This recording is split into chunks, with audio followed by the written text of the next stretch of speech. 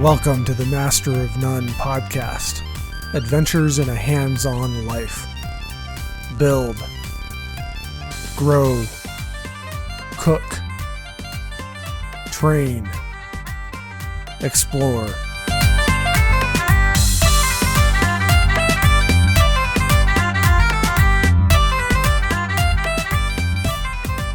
We are back to finish up our discussion on designing and building an obstacle course. And last week, we kind of got into what an obstacle course is, some of our experiences with obstacle courses, some of the reasons why you might consider using an obstacle course, building an obstacle course yourself, or if you don't have the space right now to build your own obstacle course, why you might consider improvising some sort of obstacle course in the area where you live. Now this week, we're going to get back into it with I want to say we have about 20 specific obstacles that we are going to start working on for our obstacle course. We're going to talk about what those are, what they look like, and kind of what they accomplish with the various things that you're trying to target with your use of an obstacle course. And then we're going to talk about how you can do this, whether you have a bunch of space or not. And I'm going to give you some really specific ideas for if you have, maybe you have a small backyard where you could build something, or maybe you have no space of your own at all, and you're going to have to improvise from the area around you. We're going to talk about that too. So, Courtney is still with us on this episode to finish up this half of the discussion. If you missed last week's, maybe you want to go ahead and go back and listen to that one, and maybe that'll kind of give you some of the background that you need for this half of the discussion to make a little more sense. Or not, whatever. So, let's go ahead and jump back into our discussion. So, should we run through our plan? We have a list of like 20 different obstacles. You ready for this? We are definitely brainstorming some really cool ones. And a lot of these, I think we should totally implement. Yeah. It'd be cool if we could do all of them, but some of them, honestly, some of them we can build as like a combined structure. Yeah. Where we have like 2 or 3 of them combined into one obstacle. And whether you do them all at the same time or you do like one on your first lap and the second one on your second lap and the third. Right. Like you can totally mix it up. You can even, if you really want to have fun and mess with yourself, you can even write down some, after you have your obstacle course kind of laid out or built or whatever, you can even write down obstacle course cards. Here's what you're going to do. And the obstacle course card is going to describe exactly how you tackle the obstacle course that day. Oh, that's kind of fun. And then what you're going to do, because some of them are going to be like just really fun. And some of them are going to be quicker. Some of them are going to be easier. And then a few of them you have to make like your nemesis card. So it's like your surprise. Like that you pull a card. You really don't want to pull that one because that one it's just awful. Is terrible and will burn you out and it's going to make you puke. And then that doesn't sound like fun. You have your stack of cards and you shuffle them. And then you go to bed at night. They're face down like a card game, right? And then you get up in the morning and you draw the card off the top. And that's the one you have to do. Okay. Let's jump into our individual items, the obstacles. So, number 1, pull-up bar. This is probably like the simplest, most basic item that you can have on your obstacle course is just a pull-up bar. And there are all sorts of cool pull-up bars out there from different fitness gear manufacturers that you could buy, or you can just get a pipe from the hardware store and improvise your own pull-up bar. Or you might even be able to find something around your home that's already existing or at a park or anything like that. You're looking at, here, use a pen.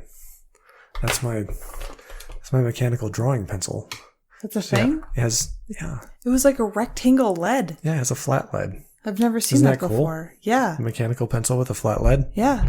My sister gave it to me. That's cool. So. Is it for drafting? No, it's more for drawing. Drafting, you can just use like a straight line. This one, you have a flat lead, so you can get like the side or the sharpness. Yeah. You took my list away. An alternative to a pull-up bar is rings, like gymnastics rings. Now, you can get a set of gymnastics rings pretty cheap from a lot of places, I'm sure. Like, there's not that much to them. No. And then just hang them up from something. Anything. Hang them from your ceiling in your garage, from the rafters in your garage, or from a branch of a tree in your yard. Those are a lot more difficult than a pull-up bar to pull They yourself actually up on. are. Yeah. And with the rings, you can like rotate as you're doing pull-ups. And there's other stuff you can do too. You can like do a full, whatever that is, where you push them down too, or hold them straight out. Straight, yeah. Whatever. Straight to the sides. But even if you're just using them basically as a pull-up alternative, you can rotate your arms all the way around from as far as you can go this way, like your palms facing toward you, to like this, like sideways, to your palms facing completely away from you. And I guess that's about all the rotation you have in your. Yeah, I can't do much more than that. I also can't lick my elbow. I tried that the other night. Well, because you asked on Facebook, what challenges could I possibly do? Right. I'm still working on that. You're still working on that one? Yep. We'll see. Let us, all the listeners, know when you're able to achieve that one. When I lick my elbow. When you can lick your elbow. All right. What's next? Okay. A single low vault. Okay. Now, this is basically a horizontal log. I'm going to say if I use the term log, that's because we're mostly going to build our obstacle course out of logs. But you could literal use logs, timber, a pipe, a board, whatever you want to use. And it's horizontal at maybe, I'm going to say 3 to 4 feet off the ground. Okay. And a lot of these, like, you can tweak based on your current fitness level, how much you want to challenge yourself, even your height. Like, because a really tall person, like 4 feet, whatever, versus if you're shorter, maybe 3 feet, gives you the same challenge. So you can you can tweak so many of these. But we're going to just say 4 feet. So basically a single horizontal rail about 4 feet off the ground. And the idea is you run up to it, you plant your hands on it, hands or hand. You can also, that's a little variation, is you can do one-handed vaults, mostly so you can shoot with your other hand and look really cool as you're vaulting over. Mm-hmm. I don't think that actually falls within the like firearms rules of safety, legalities, shooting all sorts of while things. You're vaulting. It looks cool though. It does look cool in movies. It really does. Mm-hmm. So you can throw your body, like your legs, over one side to the right, to the left. That's a good variation, right? Above it, you can like jump and right. You can plant your over hands, push down, and bring your feet up between your hands. That's another way to do this one. Usually the easiest one is plant both hands and throw your feet up to one side or the other. And so the next, kind of along that same line, is the vault series. So you basically build several of these, 3, 4, 5, 6 of these. Courtney is leaving the room to go upstairs and settle a fight of some sort. I think they were camping in their room. They were supposed to be asleep, and then they created some sort of fort or tent with all of their blankets, with lights inside, to read books. Now it sounds like they're having a wrestling match. I don't oppose wrestling matches, just not 3 hours after you're supposed to be in bed. So let that be a lesson to you. No wrestling matches after bedtime. Anyway, so this vault series, basically you build a series of these vault rails all in a row, where I don't know the exact spacing that we're going to use, but the idea would be you vault over one, you have enough space to take maybe 2 or 3 steps, and then you vault over the next one. and then enough space to take 2 or 3 steps, and then you vault over the next one. And you can put these in a series of 3, 4, 5, however many you want. So that's probably going to be our first couple obstacles that we're going to build are a pull-up bar, a single, we're going to call it a low vault, and that's kind of at that 4-foot-ish level, and the low vault series. The next one that we're probably going to put in is just some real simple balance logs. Now, a really easy way to build this is basically with 3 logs, and you lay your first log on the ground, and then you take your other 2 logs and you lay one end of the other log. We'll call it your second log. You lay one end of your second log over one end of your first log that's just laying on the ground. The other end of your second log rests on the ground. So it creates kind of an incline. She's back. Who was winning? There are sheets everywhere. Oh. So second log. One end goes on one end of your first log. Mm-hmm. So it kind of creates an incline. Mm-hmm. And then you take your third log, and one end of your third log goes on the other end of the first log, so it creates that ramp down. So it's like a Z. Yeah, kind of. That'd be a weird way to make a Z. It's more like a, a Z with a straight up and down. Lightning bolt. Lightning bolt. There we go. Okay. Anyway, so kind of like a lightning bolt shape. And so the way you do this obstacle generally, and if you're creative enough to come up with a more challenging way to do it, let us know so we can do it too. Like a handstand and walk on your hands to do it. If you're that agile, you don't need my advice on building an obstacle course. Sorry. Anyway, basically you hop onto the low end of one log, you run up the ramp, hop down onto the one that goes across, doop, doop, doop, run across that one, hop up onto the last one, and doop, doop, doop, doop, doop, run down the ramp back to the ground. The idea would be without falling off. I feel like that's a really good balance beam. Yes, it's basically a sort of balance beam. So that one works on balance. Really, yes. That's the main thing that one's working on. And I guess kind of agility too, because there's a lot of gray area between balance and agility. So that's the main thing there. It's not, that one really doesn't take any upper body strength, any like real confidence, because if you fall off, you're just stepping off onto the ground. So no big deal. Right. So that one's really working on the balance. Next, we have several that involve ropes. First one is a rope climb. And the type of rope you use, you have some options here.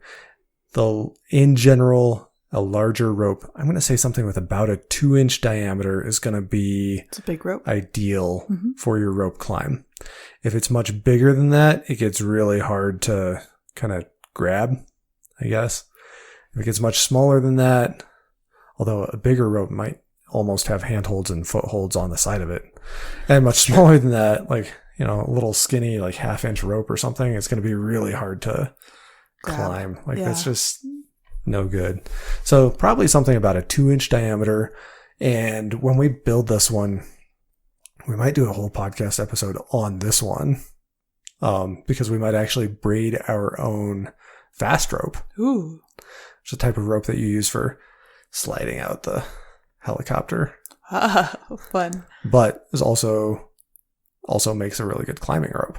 So we actually have some older assault line. So it's like a static line rappel rope that's just black, like 1/2-inch diameter, I think.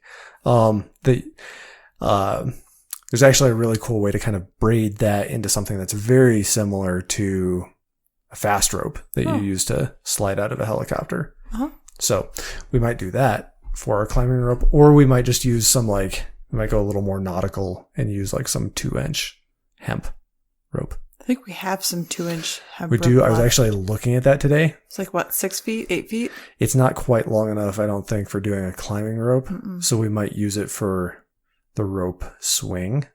Ooh. Which I think is actually the next one. So I have a question. Yeah. So the climbing rope, is that climbing rope where it's dangling straight down? Yes. Or is that like a climbing rope that you're using the rope to climb up a wall? Oh, good question. Because that's another obstacle that I don't think we even have on our list is like a wall with a rope. And then you kind of put your feet on the wall and you climb up the wall, grabbing the rope. Now, I was talking about just a rope dangling straight down. And you can make that as tall as you want, as you feel comfortable falling off of. How high was the highest one you've ever climbed? I don't know. Maybe, I don't know, at least 30 feet, maybe more. That's big. 40 feet. 3 stories, maybe. 4 stories. Huh. Cool. I don't know. Couldn't tell you. Pretty high up there. Like, so, but even if you only had, say, 12, 15, 20 feet to work with, like do that. That's still going to be great exercise. And there are actually different ways to climb a rope. Oh, like if your only goal is to climb the rope and like slap the top rail or ring the little bell, I think you said you wanted a bell at the top of ours. If your only goal is to get up there and ring the bell, what you actually do is, and maybe you don't have the upper body strength to just hand over hand, because that's the fastest way, is to just hand over hand, and you can kind of swing your feet back and forth to give you some momentum to really grab higher up. So that's a faster way to do it. But if your goal is just to get up there to the top, what you actually want to do is take one leg or the other. So let's say your right leg, and he's going to demonstrate. Put the rope like between your knees. Wrap your right foot out and around and behind the rope so that it's laying over your foot. So it's like wrapped around your leg and laying on top of your foot. And then you take your left foot and you actually stand on the rope, pinching it between your 2 feet, and put all of your weight on that left foot. At that point, you're going to be holding that rope so tightly between your feet and having it wrapped around your leg, you can actually let go with your arms and just stand there. So the really easy way to climb the rope, if your only goal is to get up there because your legs are so much stronger than your arms, you can actually get up the rope without any upper body strength. And I actually demonstrated this to our recruits by climbing the rope with one hand instead of using both hands. Like, you don't need the upper body strength to overcome this obstacle. So is this when you were the orientation leader? Yes. Yeah. I was an orientation leader. Yep. Okay. Yep. Just verifying here. But what you do, let's say you use both hands. But like I said, I demonstrated it to the recruits to show them they could do it. Like, boost that confidence. Be like, you don't have to have the upper body strength. I just did it with one hand. Right. Anyway, so you get that rope really locked between your feet, and you can literally stand on it without your hands being on the rope. Yeah. And hold your body weight with just the rope wrapped around your leg and pinched between your feet. Okay. You stand on that, reach up, grab the rope with your hands, and just hang there. Okay. And then loosen up your grip with your feet, pull your feet up, like pull your knees up. So you're like an inchworm. Like you're like moving up like an inchworm. Pinch it between your feet, stand on it again, and literally just stand up. You don't even have to pull yourself up with your upper body. You're just standing up with your legs. Now, like I said, I did this with one hand on the rope. I wasn't even using both hands. So I just hung with one hand, pulled my feet up, pinched, stood up, repeat until you get to the top of the rope. Cool. So, like I said, even the rope climb, there are multiple ways to do it, to challenge yourself. So once you get good at climbing it with using your feet, then mix it up a little and start climbing it without using your feet. Right. Just with your upper body. Because that's, trust me, much more of a challenge. And it is really using that upper body strength to climb the rope. Next one is the rope swing, which we were talking about earlier. We kind of described that one earlier, and we might have enough of that leftover rope to build our rope swing out of our leftover 2-inch hemp rope. Are we going to have a plank that you have to walk or run to grab it? Okay. Just run the plank and grab it? Yep. Okay. Next is a rope bridge. Rope bridge. Hey, wait a minute. You said that you had mentioned the story that I've never heard before about crossing a rope bridge in uniform. Kind of another one of those things that we did to... Some people would say mess with recruits. Yeah. Some people would say... orientation leader stuff. Boost their confidence. Okay. Okay. So while our platoon is running through the obstacle course for the first time, I don't know if it was the first time or not. This was years ago. I don't really remember all the details. They're running through the obstacle course, and we had some who were struggling with the rope bridge. Now, this particular rope bridge was a single rope kind of suspended between 2 points at the end. Uh-huh. So it kind of dipped down in the middle and make it like a very shallow U shape. Okay. Now, toward the middle, they had 2 pieces of tape, and that was as far as you had to go. So you would start at one end. So you were actually just going downhill the whole way, and there wasn't really any requirement on how you did it. You could, if you were really good, and you could get on top of the rope and slide hand over hand. That's allowed. The recommended way was actually to just dangle underneath with your hands, go hand over hand, and kind of go foot over foot. And it's actually pretty easy to do that way. I've seen that in movies. Yeah. Mm-hmm. And yet, we had some people who were struggling with it in our platoon. So we arranged it where I happened to show up in what most people would call a dress uniform. It's actually the SDB Service Dress Blue Bravo Coast Guard uniform. Just think of like a navy blue suit with your ribbons and name tag and cool white hat with the little shiny black brim. Anyway, I showed up to the nines. Got it. Right?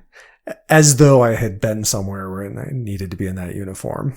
Right. And saw some of our recruits struggling with this obstacle. Yeah. And then demonstrated to them that it was really in their head why they were falling off of the rope halfway. So I just jumped up and, without using my feet so as not to muss my uniform, only using my hands hanging under it, did hand over hand, not only all the way to the middle of the rope, but also the uphill portion. Why not? Going. You're an orientation leader. And guess what? Above and beyond. How many of them dropped off the rope when we ran them through again right after that? I have no idea. 0. Really? Yeah. So it really is like a so there's a lot of the obstacle course that is people not thinking they can do it, but then realizing once they can, they really do feel like they've overcome that challenge. Right. So as an orientation leader, with all this, like the platoon of recruits that you had, do you feel that the obstacle course, even individually, do you feel like the obstacle course boosted morale or boosted an individual's opinion of themselves? Absolutely. Yeah. Because there are a lot of these things that, like, even as a high school athlete, like I was talking about, you've never done a rope swing. Why would you? Right. So the rope swing or the low wall or the high wall or whatever it is that maybe you're marginally athletic as a, pretty good high school athlete, but there's just some motion that you've never really done that all of a sudden you're confronted with. You have to figure it out, overcome it. And then after a couple times, you're like good at it. And you look back on yourself from the week or two before when you were struggling with this obstacle. And as you're just like vaulting over this wall or whatever it is, it's like, oh no, this is now easy. I've got this. This has boosted my confidence. Right. So yes, I think it's a huge confidence booster. Might have gotten people to quit too. I don't know. Because the whole military training process is also a filter. So I don't know. It's a good question.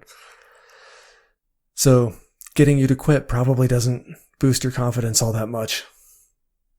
No, but the people who make it through have those are the people you want, I guess. Yeah. Yeah, but those are the people you want in the military as officers, is the people who will overcome, as opposed to the people who are going to be quitters. Sure. So there's your lesson. Don't be a quitter. Don't quit on your own obstacle course. because you won't like yourself anymore. It will not boost your confidence if you're a quitter. It will not be Don't fun. Don't be a quitter. Okay. All right. What's next? Okay. Rope bridge. Ooh, log stairs. Like our log stairs in the house, episode 1? Sort of. Okay. Except for one big difference. Yeah. They're still round. Oh. Right. That will absolutely help with balance. And you basically can create a triangular structure that goes up and down.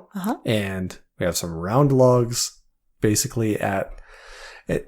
And you can even space them out further so that you kind of have to like leap to each one a little bit between them. So they're not just like stairs, or you can leave them at regular stair height, or you can actually just take some logs and stack them together without constructing the structure, just in pyramid form. Like, yeah. You know, you have 6, then 5, then 4, then 3, then 2, then 1 to create that pyramid structure. Right. That's just literally just sitting on the ground. Right. And bolt them together, obviously, so they don't roll, but.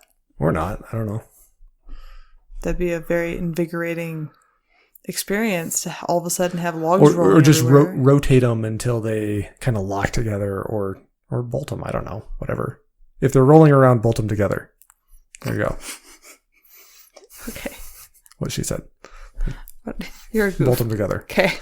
And you can just kind of like run up one side and down the other, and it's super simple. But it forces you to like really pay attention to where you're planting your feet, so you don't trip over the thing. Right. On the way up and on the way down, because ascending the log stairs is very different, than like descending? Mechanically, physiologically for your body, than bounding down the other side and going downhill. Both have their own value for your balance, your agility, all of that. So a couple different ways to do that one, to build it. You can build the structure so that there are gaps between them, or you can just make a stack of logs that you run up one side and down the other. So it's almost like that one could be 2 or even 3 different obstacles if you really enjoy that one. Sure, yeah. Because that would be a really easy one to build if you have access to some logs. Is just cut those lengths of logs, and maybe you kind of intersperse a handful of those on your course. Maybe you have 2 or 3 or 4 of those. Yeah. Maybe one of them is 3 logs high. Maybe one of them is 4 or 5 logs high. Maybe you just lay some logs out there that you just have to jump over, because that's going to slow you down a little bit. It's going to force you to watch where you're going, and all of that. Plant your foot. Yeah. Yep. Okay. What's next? The log ladder. This is a fun one. So I described this one to you. Yep. Based on your perception of how I described it, maybe go ahead. Describe how this one's put together. This one, think of a ladder, just giant. So what you're trying to do with this ladder is not climb hand over hand, foot over foot like you would for a normal ladder. These are logs in a vertical, like a ladder, standing completely straight up and down. And you basically climb up to each rung. And it's about 3 feet in between, 4 feet in between. You can kind of vary that based on how tall you are or how challenging you want it to be. And so once you're up on that first rung, the next rung, I guess you could say, is about waist high to chest height type of deal. And then you have to actually physically climb up onto it and then stand up to be able to get to the next one. I mean, and this can be 10 feet up. This can be like 3 rungs. This can be many more rungs. Mm-hmm. It just kind of depends on what you want. And then you have to, sometimes you just get up to the top one and go back down. Sometimes you go over the top one. Those are different things you can do to vary it up. What's more challenging, what's not challenging for you. And that would be what the log ladder is. Yeah. And one of the big differences, a couple of kind of, variations with this one. The spacing of those horizontal rungs of the ladder makes a huge difference, because with a 3-foot spacing, that enables most humans to be in contact with at least 2 and up to 3 rungs at a time. With a 4-foot spacing, That allows most humans to be in contact with at least one and at most two rungs at a time.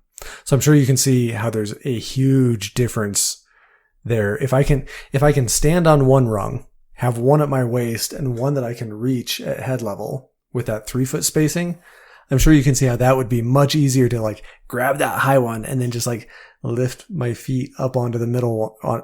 Up onto the middle one, stand up, grab the next one. I can do that, right? If you had good upper body strength, yes. I think you don't even need good upper body strength. You do that with your legs. You're standing up. Your legs are what lifts you each time, and then you're just reaching and holding on. Huh. Now, with a 4-foot spacing, because most people can't reach like 8 feet. Like most of us can't stand on the floor of a house and reach up and just put our palms on the ceiling. Right. Right. So with a 4-foot spacing, you have one that you're standing on, one at that chest level, and you can't reach the next one until you get your feet up onto the one that's at chest level. That makes it a completely different obstacle. Another way that you can increase or decrease the challenge of this particular obstacle is whether or not you're allowed to touch the vertical posts.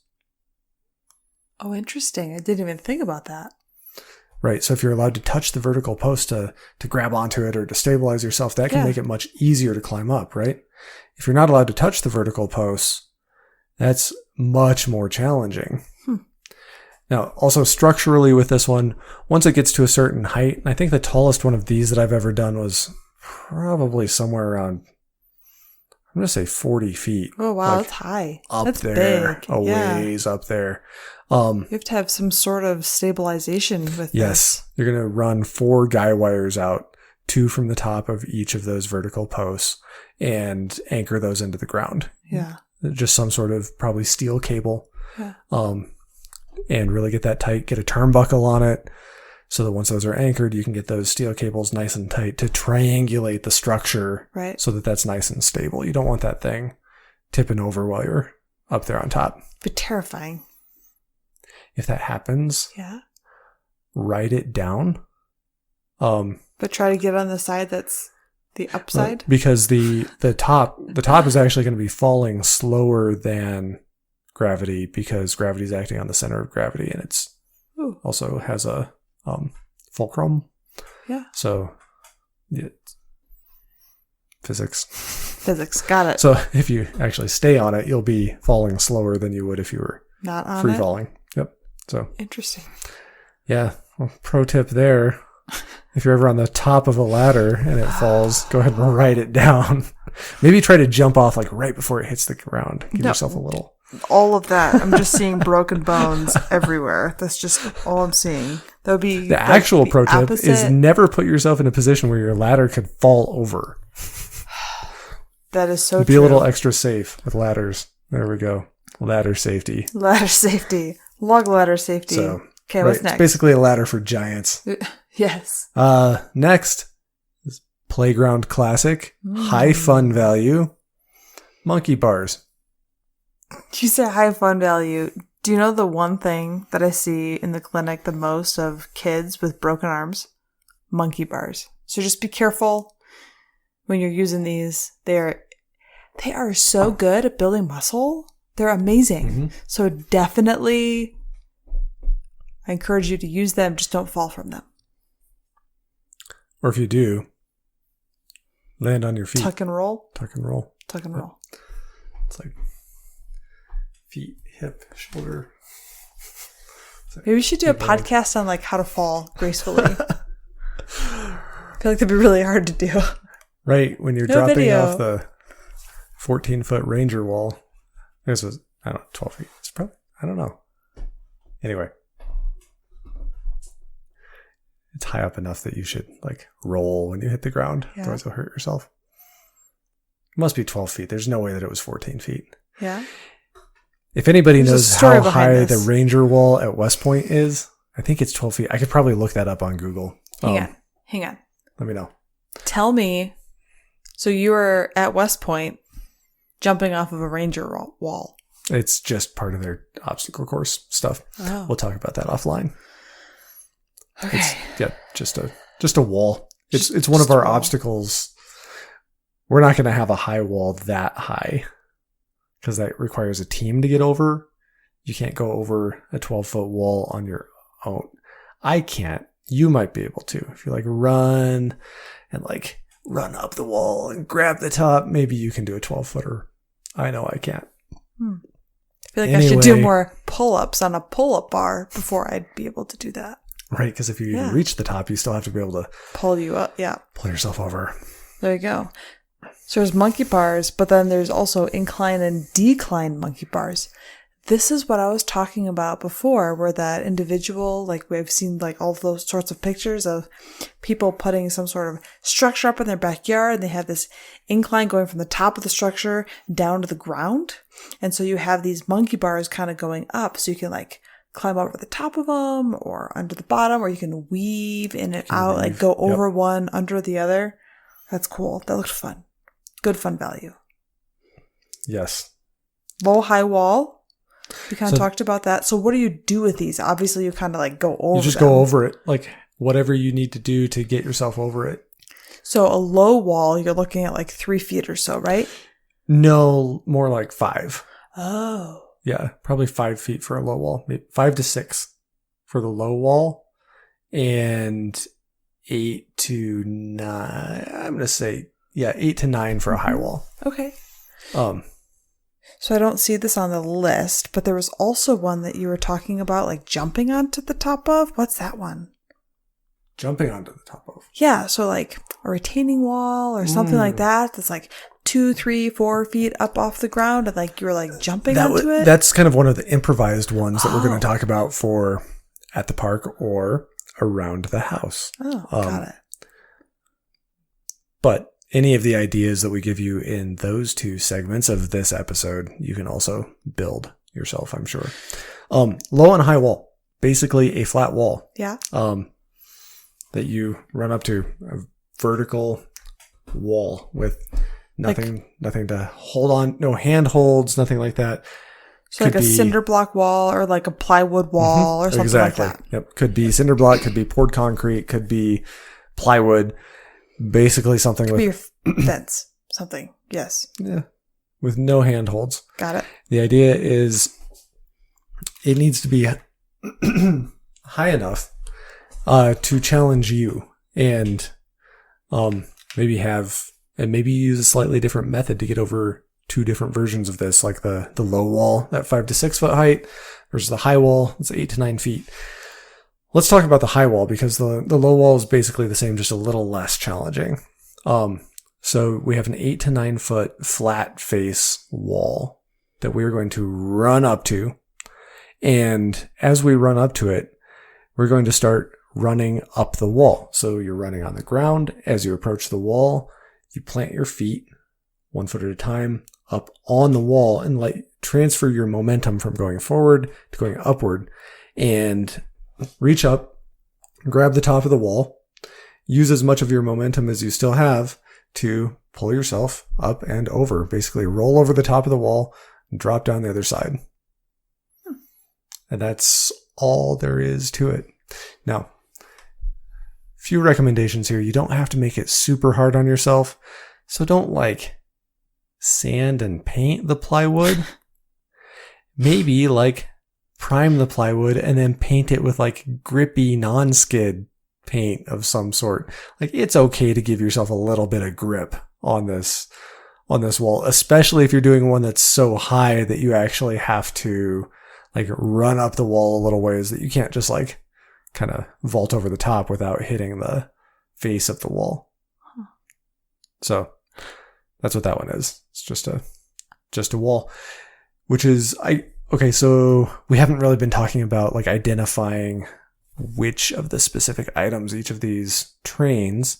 That one definitely trains your mental confidence, because most people who are marginally fit, I'm going to say, have the physical capability to do that one, but not the mental capability to do it. So it takes a little bit of that training, but after you've done it a few times and you realize, oh, I can, at a dead run, vault myself over an 8-foot wall that's in my way and keep running, and it barely slowed me down, do you know what that does to your confidence? I bet it would boost it. Yeah. Now, right, whether that's a fence, a chain link fence, a concrete wall, the wall of a house, for that matter, where, I don't know, maybe you can run up the wall, grab the gutter, and vault yourself onto the roof. Like, for as far as, what would we call it, practical strength, yeah, and a huge confidence booster too. Just to know that you can, at a dead run, vault over an 8 or 9 foot wall and barely slow down is going to be a huge boost to your confidence. And most of you out there are physically capable of doing that right now. So it's blowing my mind. There's that one. So one more question. What do you have on the other side of it? Do you just fall 8 feet back down? Yeah, that's not that far. Like, I've never jumped 8 feet. I don't know. You're not dropping 8 feet. Oh. Leave your hand on the top of the wall as your body comes down. Like, if I reach my hand up, like, that's at least like 7 feet, right? Oh, yep. I'm only dropping 12 inches on an 8 foot wall. Fair. On a 9 foot wall, I'm only dropping 2 feet. Like, I've never thought of it like that. You're not going to injure yourself dropping 12 inches. You shouldn't injure yourself dropping 12 inches if you have appropriately implemented your obstacle course and physical training program. So I'm actually like interested to try this one because I've never done anything like that before. That's fun. That sounds intimidating and yet very satisfying when you get it. Well, and an 8 or 9 foot wall, you would think that's enough to, like, keep people in, right? Yeah. Nope. Like, you ought to be able to hop right over that. Interesting. So, you know what's next? One of my favorites. The only name that I know for this obstacle, which is a classic on any sort of military obstacle course. Coast Guard Academy actually didn't have this one on their obstacle course. Yep. But it's a classic. It's called the Dirty Name. That's actually what it's called. That's it. It doesn't have a dirty name. It's just called the Dirty Name. The Dirty Name. Anyway, that's the only thing I've ever heard it called. So what is this one? Basically, it is 2 parallel horizontal logs. So it's kind of like parallel bars in gymnastics. It is, where you have a high and a low. But they're logs and they're a lot closer to the ground comparatively. Right. So depending on how hard you want to make this one for yourself, you can make it spaced further apart or higher or lower. Basically, the first one is relatively low. Like 3 feet? Yeah. Okay. Yeah. 3-4 feet. Depending on how hard you want to make it. Right. There can be a huge difference. When I say 3 or 4 feet on these obstacles, there is a huge difference in the difficulty level when we're talking about the 3 foot version versus the 4 foot version of some of these obstacles. Now, the second log, what you're going to do is I think you're going to want spacing on these of about the height of the first log is going to be the spacing between them. So let's say that the first one is at 4 feet. That seems excessive. That seems like it'd be really hard. I don't know. You're going to put them about 4 feet apart, and then the second one's going to be about 8 feet high. So the idea is you jump onto the first one, like approach the first one as though it were a vault. But instead of vaulting over it, you're going to plant your hands, and then instead of letting your feet go all the way over, you're going to plant your feet. Use your momentum and jump toward the second one. Try and get the center of gravity of your body above the log on the second one, because if it's below, you just kind of slam right into it. So what knock the wind out of you, and you're just kind of dangling there. So this is kind of one of those ones you have to commit. Yeah, absolutely. This is one that once you've done it and realize that you just have to commit. It's not that hard, but it's still a challenge for sure. The key on this one is that commitment, really. So yeah, basically 2 logs, and you're kind of doing a vault onto the second one too, but it's based on nailing the first one. So like there's nothing like superhuman about jumping 4 feet. No, but it's really intimidating when you're already 3 or 4 feet off the ground. Right. And you only have, by the time your hands hit the first one, you have literally like less than a second before you have to be committed to rolling over the high one, which is like 8 feet up in the air. Yeah. So yeah. So it's just one of those things where you really have to commit to it. I think that's the key with that one. Interesting. So, like I said, the dirty name. So the next one is the tunnel or the culvert crawl. This one is not so much for practicing agility, because crawling through a culvert takes how much agility? 0. None. Takes how much strength? 0. This one is basically entirely that just mental thing, and maybe you're going to scrape yourself up a little. So it's just kind of a toughness one. If you're building your own obstacle course, you're probably going to do a short culvert. I cannot condone a human choosing to crawl through any culvert on any sort of public road or anything that's going to be really long. No. With that being said, I feel a story coming on. With that being said, so there I was with a bunch of friends at an undisclosed location in New York State. And part of this route that we were running for, you call it an obstacle course, excuse me, involved crawling through a culvert. My recollection is that this culvert was maybe a 24-inch diameter.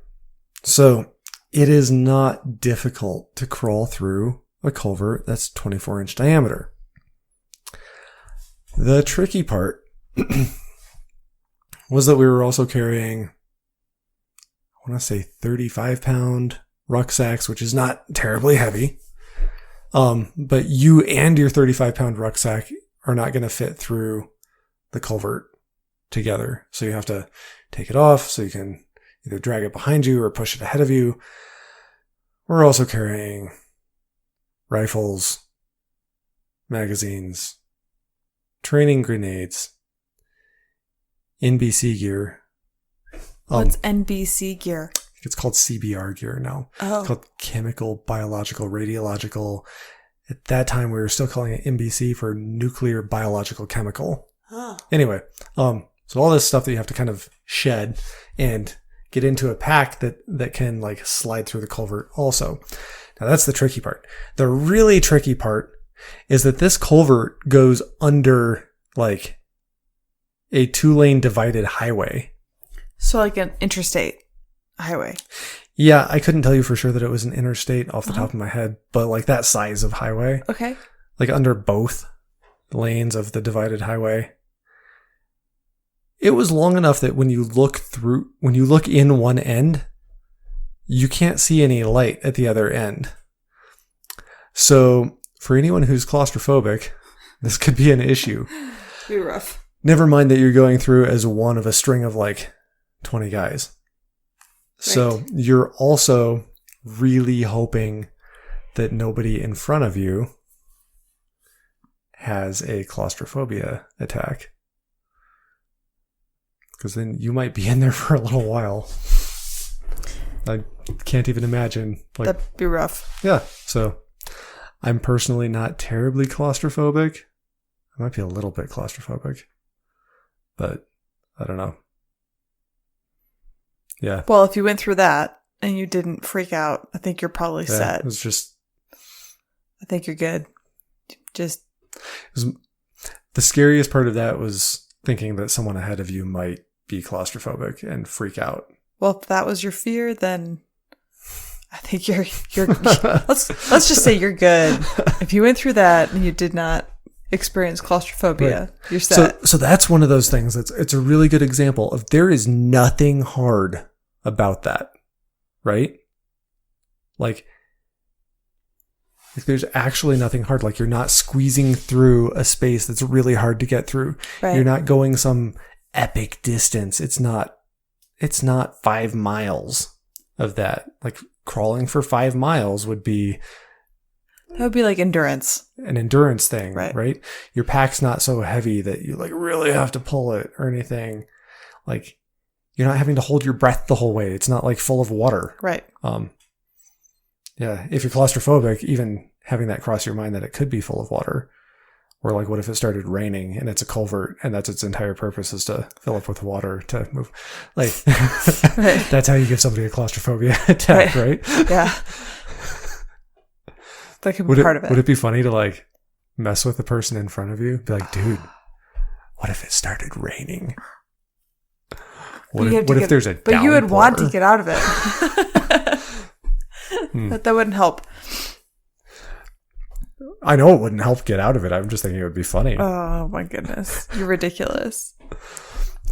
Like, is this... I know there's water in here. There's like an inch of water when we came in.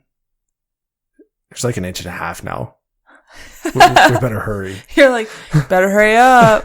It's gonna be up to our faces soon. How long can you hold your breath? I would hate to go through... I'm never going to go through a tunnel and have you anywhere near me. Okay, we'll see. We'll see if maybe we put in a tunnel. Point is, there are certain obstacles that you can use that are solely for mental purposes. Just psychological stuff. Yeah. I think the Wikipedia on obstacle courses actually mentioned that some of them, I think it called them mental puzzles, which was a little confusing. I was thinking more like Indiana Jones, where he goes in and he has to spell Jesus right, but he tries to spell it in Latin instead of Greek or something, and steps on the wrong stone, and then right, the whole world collapses around him. Something like that. Got it. Anyway, what's next? Ooh, the island hop. Okay, this one, same principle as what we were talking about with laying a board on the ground, right? And that's really easy to walk along that board that's laying on the ground, but once it becomes the top of a wall, all of a sudden, because of pretty much just psychological reasons, it becomes more difficult. Right. Okay, the island hop. Think of it as like paver stones, circle paver stones on the ground, hopping, like lava monster type thing. Yes. Hop. But the way that we make it more challenging is we make it out of logs. In the air. And they're the cut ends of the logs. And they can even be at different heights, which makes it a little more challenging. So it's more like stairs. Yeah. And you space them out, so you have to like hop from one to the next to the next. The ultimate lava monster. Wasn't there like a Bruce Lee movie where at the beginning he runs up like a giant spiral staircase of those? And he's like 60 feet up in the air. If anybody has seen this movie, please let us know. No idea. Anyway. Okay. Somebody's going to be like, that was Mortal Kombat, not Bruce Lee. Who knows? Okay. Pretty sure that was a Bruce Lee movie. Anyway. But this is one of those things where on the ground, you can hop. Right, exactly. Like, that's if they were level. We're not doing like a huge incline in these. Right. Yeah. You could hop, if I drew circles on the ground the size of the ends of the logs, you could hop from one to the next without falling off. Once they become logs that are 3, 4, 5, 6 feet up in the air, that's already making me nervous. It becomes a little more scary. Right. So, and you know what else? We're talking about like the agility and balance and stuff. Mm-hmm. You don't have to cut the ends of those logs so that they're perfectly level. Oh my goodness, you can have some little like slants angles and stuff. That would be just a little more challenging. That would be a lot more challenging. So that's called the island hop. Next, we called this one the bunker. This one's going to take a little more effort to build. This would actually be one of the most difficult ones to build. Basically, the way that this works is if you have some sort of hillside, you have to have some sort of steep slope to build this one. And you have a horizontal culvert of some sort. Like running into the hillside. Into the hill, right? And then at some point, that stops, makes a 90-degree turn to go up to the surface. And then you can either have a rope dangling down that vertical shaft, right? Yeah. And you can climb the rope up. Or you can not have a rope. And you can just do a span, like a rock climbing crevice. No.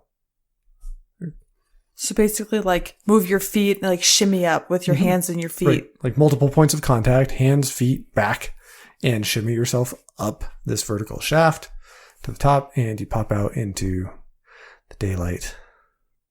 Now, we did realize the trouble with that one here is that the added challenge of having that particular one in our environment is the wildlife. And the fact that you might have to actually clear badgers, bobcats, or mountain lions that have taken up residence in the bunker. So that'd be an added challenge, yes. Mm-hmm. Especially since you're going in the only way that they would want to come out. They're probably not going to want to go out the top vertical shaft. Yeah. So, yeah. We'll have to think about that. Maybe come up with a workaround. Like some grates with like a hinge that you can close it so that the badgers and the mountain lions won't go in. For sure. So, here's a fun one. If you can, think about incorporating some sort of swim. Not with the alligators. Not with the gators. Right. Don't take your rabbit. If you see the sign challenging you to save your rabbits from the alligators, don't swim there. Don't swim there. But if you have some place, even if it's like, I don't know, public pool, something like that. I don't know. It'd be Run weird. to your gym. You have to, like, check in. I feel like that'd be like a different. Yeah, you maybe more like a lake if you live close to a lake. Just add a little swim to your obstacle course challenge. I'm not sure how feasible that is for most individuals, but you guys figure that out on your own. Okay. I'm not going to figure out everything for you. Do your own work. We don't have a place for a swim either, y'all. Just throwing it out there. If we do, that would be amazing. That'd be that cool. means that the habitat restoration has really done well. I think we'd have to run like all the way down to the lake to do a swim and back. Half mile. It's not bad. Yeah. Cargo net.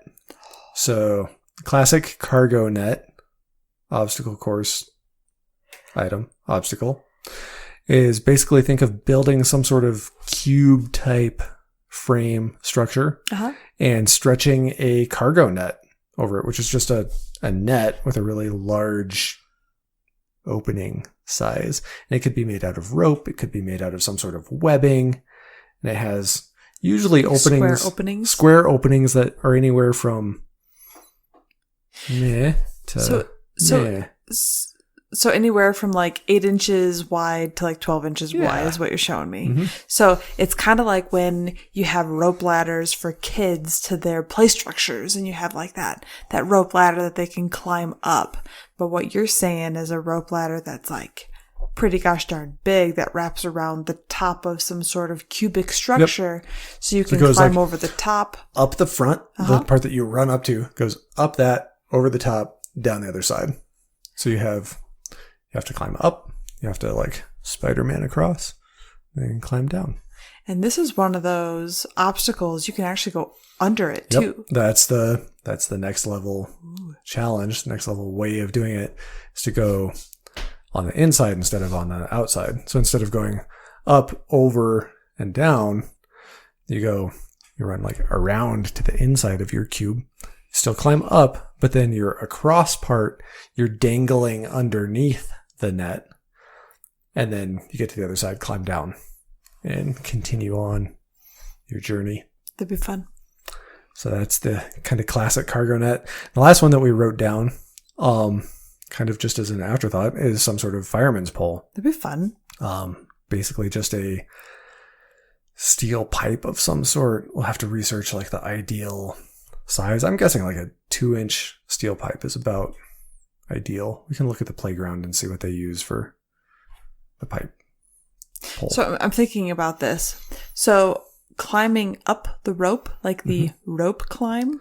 I feel like that would be really rough to go down. Like I feel like you don't want to don't slide down. Yeah, it'd be a lot of rope burns. So we might be able to do something where we can actually go down the pole so we can avoid rope burns. It's an idea. Maybe. It's also good practice to be able to climb down a rope. Like learn how to do that without sliding. Because trust me, if you slide on a rope like that, like you say rope burn, like it is literally like filleting the skin off your palms. You do not want to do that. Now, if you're fast roping, like out of a helicopter, wear some gloves. And then you do actually slide down. You don't hand over hand. Oh, yeah? Yes. Zoom. Down. So, fireman's pole, basically a vertical steel pipe that you can also climb up. Now, this one is going to take some upper body strength because you can't really manipulate it between your feet to be able to. You're not going to wrap it around your leg and stand on it. You can kind of grip it between your shoes, right? Or if you're doing barefoot, maybe between your toes. I don't know. But yeah, that's going to take a little more. It's a different technique than climbing a rope for sure. So, but you can climb up and slide down. There you go. This nice. Pipe, and so I don't know. Maybe you have a little platform at the top, and then you get to do a zip line. Which maybe that one would be mostly for fun. There you go. So there you have it. Those are the options that we are considering for our obstacle course. That's what we wrote down. Yep. Brainstorming obstacles for the obstacle course. And like we said, some of those, as we build them, may end up getting combined into single structures or not. Who knows? We're going to start with 3, 4, 5 of these and then add to the collection as we go. It'll be fun. And like I said, we're going to use logs actually to build a lot of these because we have logs. Yeah. So there you go. Okay. Real quick. Not everybody has the area that we're working with. Right. So let's actually start with, let's assume somebody has no area to work with. And maybe you're in a rental where you're not allowed to build anything. Maybe you live in an apartment where you have no outdoor area at all and you don't want to go for the full-blown like indoor obstacle course.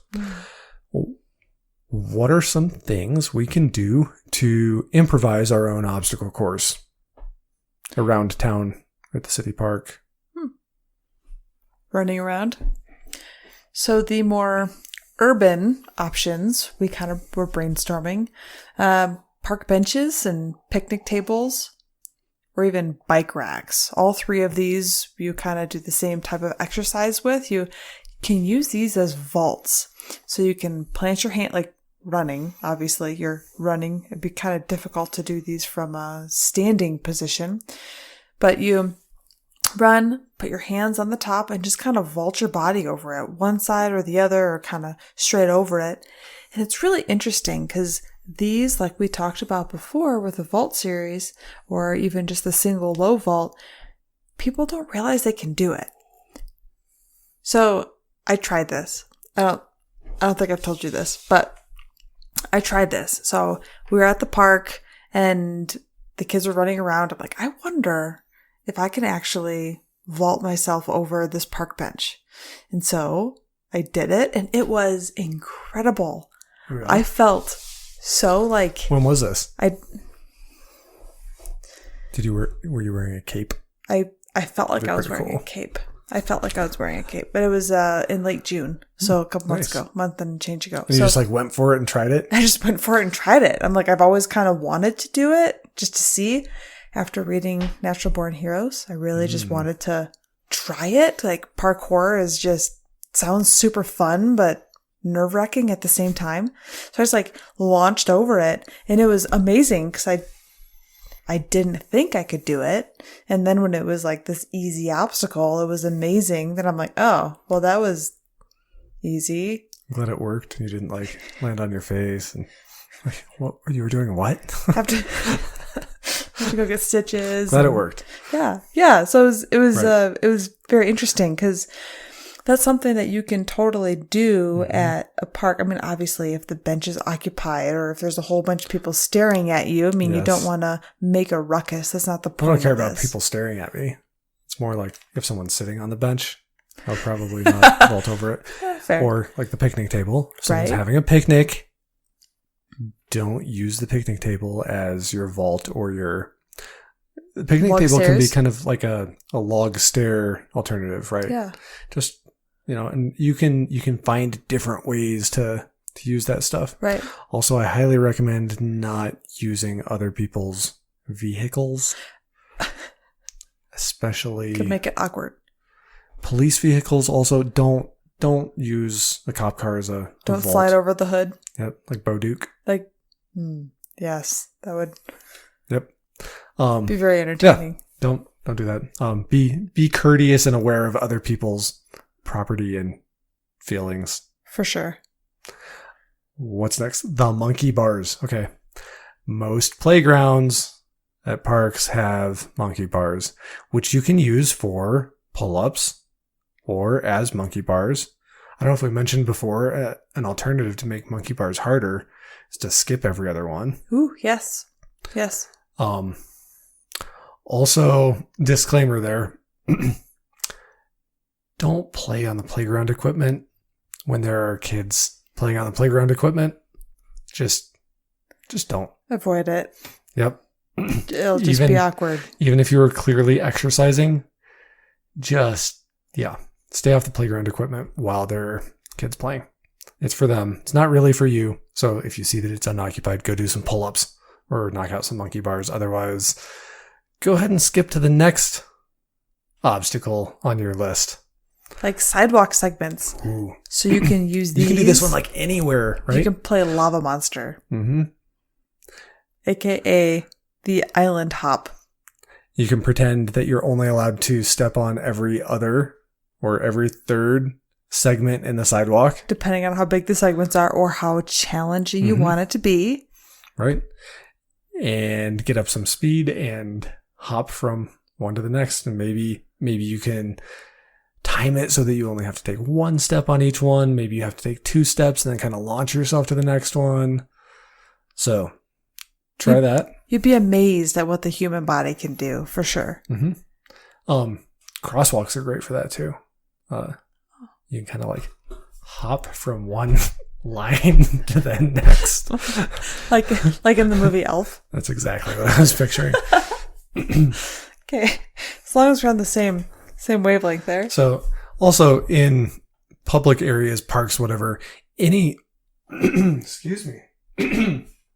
Any stairs that you find can be a great obstacle. That can be a cardio workout too, running some stairs, whether you're hitting every stair, every other stair, or even if it's just a short set of concrete stairs, like leading from one place to another in the park. Right. Run up the stairs, make that part of your little routine for your obstacle course that you're adding to your run. Now, we talked about this with the alligators and rabbits, but a lot of public parks have kind of a fitness trail, right? That goes around the park that has some of these obstacles so that you don't have to disturb the children on the monkey bars.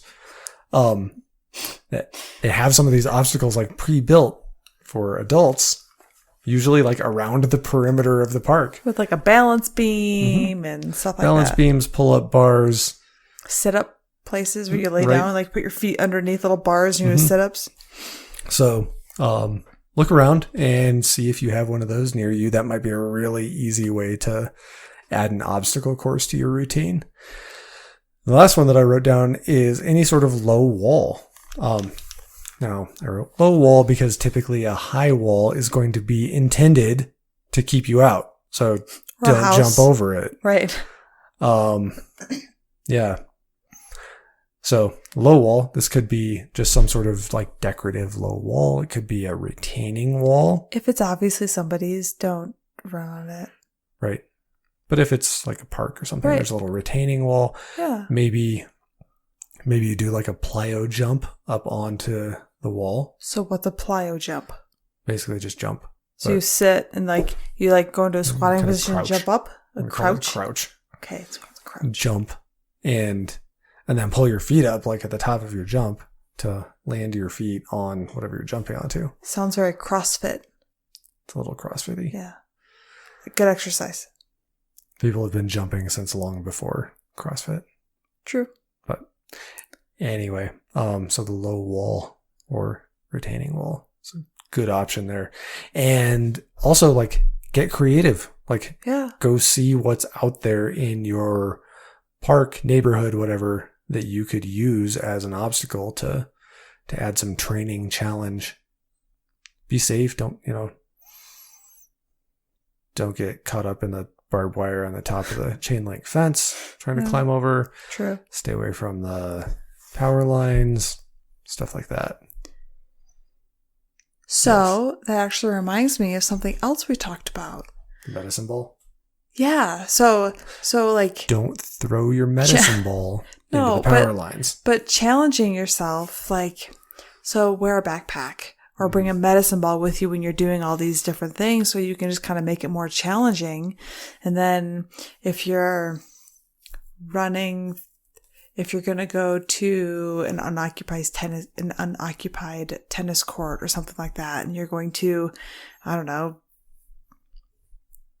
do something in there, go for a run, do some sprints in there, something like that. On the way in, you can throw your medicine ball over the cage or your backpack or whatever you want to do. And like over the fence, over and then the you fence. go through the little door. The little door, yeah. I mean, and then you just do some something a little hurdles bit. over the tennis court net, Or yeah, I mean, or some wind sprints or whatever in there. And then as you leave, does your backpack or medicine ball have a name? It goes over the. be fun. If you name one, let us know. It'd be fun. And you run through and continue your journey. Yeah, and it's just a little bit extra something else. No, a medicine ball would be, or a backpack would be a great idea. Like, and then when you're doing the pull-ups, like, let's say you have a medicine ball. Yeah, put it between your knees or something. Between your knees or between your feet, and go ahead and do your pull-ups with that, just to make your whole run a little more challenging. Right. Yeah. Okay, so that's kind of like if you have absolutely no space to think about building your own, those are some options. You can absolutely still do this. Mm-hmm. So, and big perk of not having any space to build your own obstacle course, that's free. Ooh, yes, it is. You don't have to buy any materials at all. Like, it's already there. Ooh, maybe you're named medicine ball. You have to buy the medicine ball to bring with you. Unless you have an old backpack. True. Anyway, around the house. So let's say that you have a little bit of space. What are some things you could either build with very, very minimal space, or maybe some things that you already have at a house? So first and foremost, you started talking about pull-up bars before, and how there's all different places who actually make pull-up bars. So there are actually pull-up bars that you can hook onto, like removable pull-up bars that like, you hook onto while you're using, and you can actually put them on the door frames, so you can use them on a door frame inside of your apartment, inside of your house, and use them as pull-ups. So you can like do pull-ups in your door frame, and it's minimal cost. You don't have to build this huge thing, and it also saves space. You still have to store it somewhere, but still, it's something that you could do. If you have any sort of garage or anything, though, I'm sure you can figure out a way to hang a pull-up bar in the garage, or some of the rings that we were talking about. Rings, yeah. So you can go for a run and come back with that. Rings, honestly, you could have a set of rings with a loop of webbing attached to each ring and a carabiner, and you could travel with them. And the workouts that you could give yourself, even like traveling, flying, with those rings and like getting to your hotel room and going out in the parking lot and finding something to clip those onto in the parking garage, you could get an amazing workout just with those gymnastics rings. Oh, absolutely. So, I mean, other things around the house, porch, retaining walls, benches, just kind of jumping up onto those. Or vaulting over. Over them. Absolutely. Skipping stairs. Yep. Like if you have stairs in your house, like run up your stairs, but only hit every other one or every third one. Or every time you go up the stairs, just skip every other one. Mm-hmm. And then it just gives you a little extra workout in your day for sure. Especially when you're going down the stairs is when you want to skip. Absolutely not. Courtney says no. Never. Don't do that. Don't. Put your foot on each stair going down the stairs. Oh, wow. 2x4. We were kind of joking about how easy this was earlier, but get a 2x4, throw it down on the ground. Literally. And just walk over it. And pretend like it's way up in the air. But it also gives you the confidence of being able to do it. So if you do have a retaining wall, or you can throw it on top of a retaining wall, it just gives you the confidence of being able to do it for sure. Mm-hmm. So any sort of fence, obviously, right? You climb over it. Jump over it. Or vault over it. Find yourself in the neighbor's yard. No, but you might have maybe you have a rail fence that separates your front lawn from the sidewalk or something. Yeah. Just like a decorative fence. Or like a chain link fence or something. Yeah. Just use that and vault over it. Yeah. We talked about the rings. I really think the rings are a good option for a lot of people because they take up so little space. They're like that big, and like two of them, and dupe, you could. So like 10 inches in diameter, and dupe meant about 3 to 4 inches tall. With both of them. Yes. Stacked together. Very, very small. With the chains on the inside. Yeah. But like your tailgate and truck bed, you were really excited about this one. So, yeah, you can absolutely drop the tailgate. If you have a pickup truck, drop the tailgate, and you can do some plyo jumps onto the tailgate. Or if it's a little too high for you, vault into it by running up to it, planting your hands on the tailgate, and jumping in. Or even jumping down, too. Mm-hmm. Give you that confidence to be able to jump down. Yeah. You can also do this across your truck instead of into the tailgate, where the bed rail, use that, run up to it, vault into your truck bed, plant your hands on the opposite bed rail, and vault out of your truck bed. Like a vault series? Sort of. Yeah. Yeah. There's just that little platform of the truck bed in between, but it still gives you that you're mixing it up. You're providing an obstacle for yourself. So if you're thinking, oh, I have nowhere to put any of these obstacles, and yet you have a pickup truck parked in your driveway, there's an obstacle for you that you can absolutely add to your workout routine. Or even sawhorses. There's all sorts of stuff you can do with sawhorses. Depending on how stable they are. You can ride them around saying, nay, nay. You can hurdle over them. You can use them as vaults, that sort of thing. Right. I mean, ultimately... do be careful with those because of the stability issue. They stand up just fine on their own until it's more like a hurdle type thing to jump over. Mm-hmm. But I mean, be creative. There are things that you can come up with, I'm sure. The point of an obstacle course isn't to, I'm going to do this obstacle today. It's basically to allow you to switch up your routine, increase your balance, increase your core strength, and give you more natural movements with more functional movement associated with your workout routine. Right. If you are coming off the couch, maybe you're really inspired by this episode, but you're just really literally coming off the couch into getting in shape.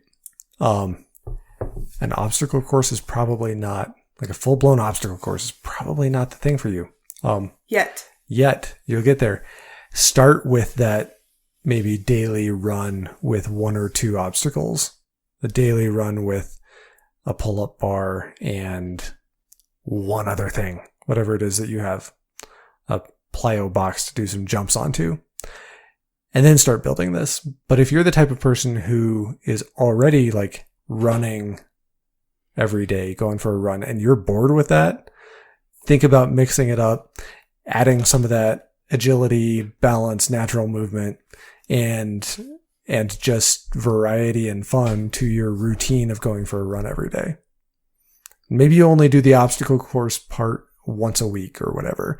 But like Courtney was saying, be creative, build your own, use stuff that you already have around your home, use stuff that you're already finding at the public park or your neighborhood or wherever, and hope that this has challenged some of you to get out and actually do some of this. If it has, let me know.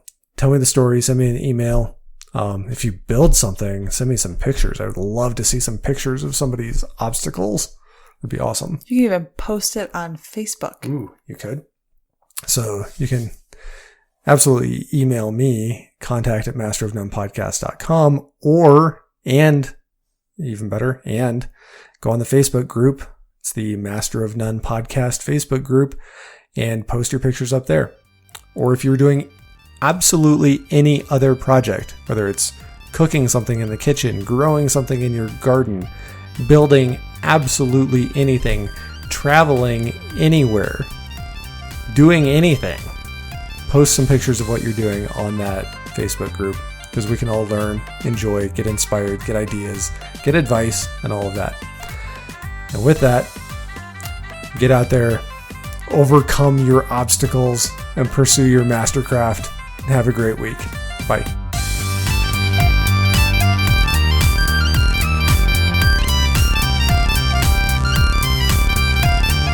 Theme music for the Master of None podcast is Club Seamus by Kevin MacLeod. Incompetech.com. Licensed under Creative Commons by Attribution 3.0. CreativeCommons.org. If you need some of your own original music, go check out Kevin's other work at his website, Incompetech.com.